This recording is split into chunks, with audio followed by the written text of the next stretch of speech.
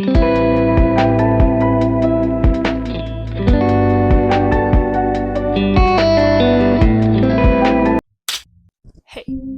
welcome back to Just Blow It. If you are new here, I'm Mafal, and this is the space where we get real about mental health, life struggles, those blue moments we all experience, and everything in between. Last week, I shared how music was my anchor during the pandemic, how it kept me grounded when everything else felt like it was slipping away. But sometimes, even the things that once brought us comfort stop working. And when that happens, it can feel like we are lost at sea with nothing to hold on to. Mental health is something we all have, just like physical health. Some days we are okay, other days we are struggling.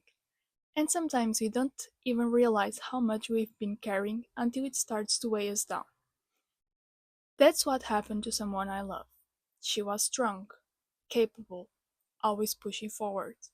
Until one day, she wasn't. She was drowning, and she didn't even see it coming. So, today we are getting into what happens when we push ourselves too hard, how burnout creeps up on us, why it's so easy to miss the signs, and most importantly, how to be there for someone who's struggling. Because if there's one thing I've learned, it's that you don't need to have the perfect words. You just need to show up and stay. Okay, so let's dive in. Mental health isn't a one off topic, it's something that affects all of us. Yet, for some reason, we still treat it like it's this taboo or whispering subject. I mean, think about it. 1 in 4 people are struggling with mental health, whether it's burnout, anxiety, depression, you name it. That's huge. But it's still not something that gets talked about openly, right? Even though it's literally one of the most common experiences we share as humans. I recently came across a shocking stat from the World Health Organization. Youth anxiety and depression have skyrocketed in the last few years.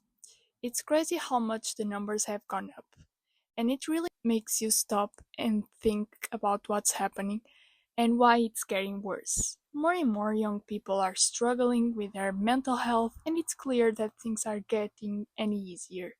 The pressure, the constant comparison with others, it's taking a toll, and it's hard to ignore. I'll be honest, I didn't know enough about burnout until it hit a friend of mine. That's when I realized I didn't even fully understand what burnout meant. At first, I thought burnout was just like, oh, you've been working too much, but no. Psychologists now say it's about being in any prolonged stressful situation, not just work. And here's something else that really surprised me. Women report higher levels of burnout than men. Why is that? The research is still catching up, but one thing's for sure, it's not just about being tired. It's about your body and mind just breaking down when they are pushed away past their limits. But here's the thing, it's not just about the amount of work. It's also about all the expectations people throw at women, like the constant pressure to be successful at work, keep things perfect at home, be a great partner, a good friend, all while making it look like it's no big deal. And honestly, that's a lot to handle. All those invisible tasks that women are expected to carry without anyone really seeing it. It doesn't just come from being busy, it's the emotional labor of feeling like you have to be everything to everyone all the time, and eventually that wears you down. It's like trying to juggle a million things, and one by one, they start to fall. All this got me thinking, how did I miss the signs with my friend? So now, let me share a story with you, because this is where I truly began to understand how serious burnout can be. You see, after everything I'd learned about burnout, I still didn't see it coming when it hit someone I loved. At first, it was small things, almost easy to miss. I started noticing her texts. Every reply felt more and more distant, like each word seemed like it took effort. The pauses between our messages stretched longer, and something in her tone shifted too. It wasn't warm anymore. And then came the cancelled plans, always with the same quiet excuse. I'm just so tired, but here's the thing. This wasn't the kind of tired you fix with a good night's sleep. No, this was something much deeper. It felt like her soul was tired, like she was drained in a way words couldn't capture. Finally, one day she said it. She finally said it out loud. I think I'm burning out. And the way she said it, well, it was like she was confessing something. This woman, who was always the strong one, the one who never asked for help, the one who was always there for everyone, was now crumbling. And there was so much shame in her voice that I almost couldn't bear it. So here's the thing, burnout isn't just being tired. It's sleeping 10 hours and still feeling like you are running on empty. It's sitting there staring at a text message for 10 minutes because even that feels like too much. It's forgetting to eat until your body starts shaking and not even knowing why. And then there is the dizziness, like you are walking down the street and your body is literally telling you to stop.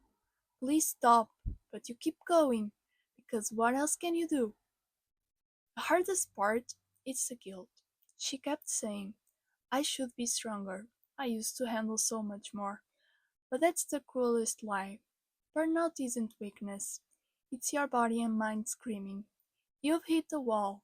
It's time to stop. One day, she was trying to meditate, she said. I'm trying to settle my heart, but my days are too full to even breathe. And I kept thinking, how did it get this bad? How did we not see this sooner? I won't lie, I had no idea what to do.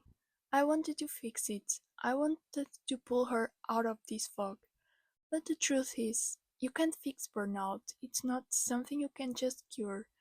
But what I could do was show up. So, I started doing small things, maybe not big flashy solutions, but small acts that said, I'm here and I'm not going anywhere. Here are some things I did and I still do. For instance, morning texts like asking not how are you is too much for a person who is experiencing burnout to ask, but something like good morning. I know things feel tough right now, but today's a fresh chance to find a little peace. You are stronger than you feel, and I'm with you every step of the way. Or just sitting with her, no need to talk, just being there. Sometimes that's all someone needs, to know they are not alone in the silence. Was it enough? Is it enough? I don't know, but here's what I learned. You don't have to fix burnout, you just have to be there, without judgment, without trying to rush their healing. And you remind them they are worthy, even on the bad days too. Okay, now that we've talked about burnout, let's take a moment to talk about how to actually support someone who's going through it. Whether you are the one struggling or you are supporting someone who is, it's important to know how to show up and what to do in these situations. Because burnout isn't something you can fix overnight, but there are ways you can help. And sometimes it's the little things that make the biggest difference. If you are the one in burnout, hear this. Rest is not surrender, it's survival. Your worth is not measured by what you can produce. It's measured by who you are, and right now, the only thing you need to do is learn how to breathe again. Body first, mind later. When everything feels chaotic, start by grounding yourself physically. Press your feet into the floor, splash cold water on your face. Sometimes healing starts with taking care of the body first. As for the person supporting someone who is experiencing burnout, here's what you can do. Just be there. You can fix it, but you can sit in the dark with them. You can offer them a lifeline. Even if it's just a text that says, I'm here, no need to respond. Love you. Don't try to offer advice, just acknowledge the struggle. I see how hard this is for you. Sometimes validation is the first step toward healing. Before we close, I want to leave with the blue thought of the week. This is a little reminder, something to carry with you when things feel heavy. This week, blue thought is: mental health isn't a destination, it's the weather we learn to dance in. Some days you are dancing freely, and other days you're just trying not to sleep. But both of those days matter. Both of those days count. So here's your small task for today. Text someone you care about, saying not "how are you," but "how are you really?" Ask them to open up. Be the safe space they need. I'm Mafalda, and this is Just Blew It. Remember, no matter how stormy the weather feels, you're never dancing alone. Thanks for tuning in today. Take care of yourselves and don't forget, you've got this. I will see you next time. Until then, stay kind to yourself and keep leaning on each other. See you soon. Bye.